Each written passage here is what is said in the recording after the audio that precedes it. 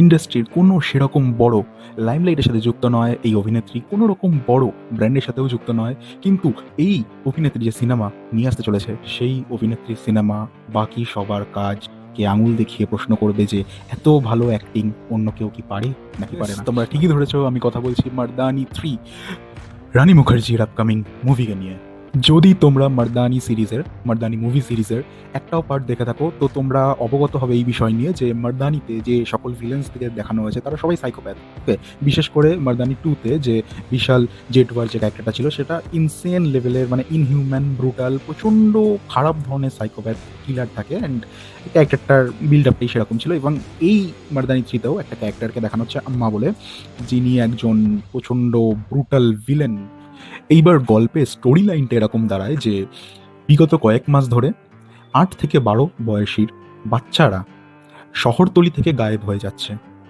অনেকটা similar daily crime season 3-র সাথে maybe মিলেও যেতে পারে গল্পটা। কিন্তু এই যে বাচ্চাগুলো গায়েব হয়ে যাচ্ছে, এরা কোথায় যাচ্ছে, এদেরকে নিয়ে কী করা হচ্ছে, এটা নিয়েই আসল গল্প। এবার ক্যারেক্টারাইজেশন যা করা হয়েছে বা যেই অনুযায়ী ক্যারেক্টারগুলোকে পরপর দেখানো হচ্ছে ট্রেলারে, প্রত্যেকটা ক্যারেক্টার দুর্ধর্ষ, প্রত্যেকটা ক্যারেক্টার। মুভিতে রানী মুখার্জির ক্যারেক্টার যেভাবে আউটশাইন করছে, সেইভাবেই ভিলেনের চরিত্রে যিনি অভিনয় করেছেন তার ক্যারেক্টারটাও আউটশাইন করছে। তিনি একজন থিয়েটার অভিনেত্রী। এটা হয়তো তার প্রথম মুভি যেখান থেকে উনি বলিউডে আসলেন। তারও ক্যারেক্টারটা দারুণ, খুব সুন্দর অভিনয় করেছেন। তাকে দেখলে মনে হয় যে হ্যাঁ, ইনি একজন ব্রুটাল ভিলেন। আর আমরা আগে কি দেখেছি মার্দানি সিরিজে, ফিমেল ভার্সেস মেল। এবার আমরা দেখতে চলেছি ফিমেল ভার্সেস ফিমেল। তো কোথাও না কোথাও এটাও একটু অন্যরকম টুইস্ট আনার চেষ্টা করা হয়েছে বা মজাদার লাগতে পারে দর্শকদের। তো এই মুভিটা নিয়ে তো আমি প্রচণ্ড এক্সাইটেড।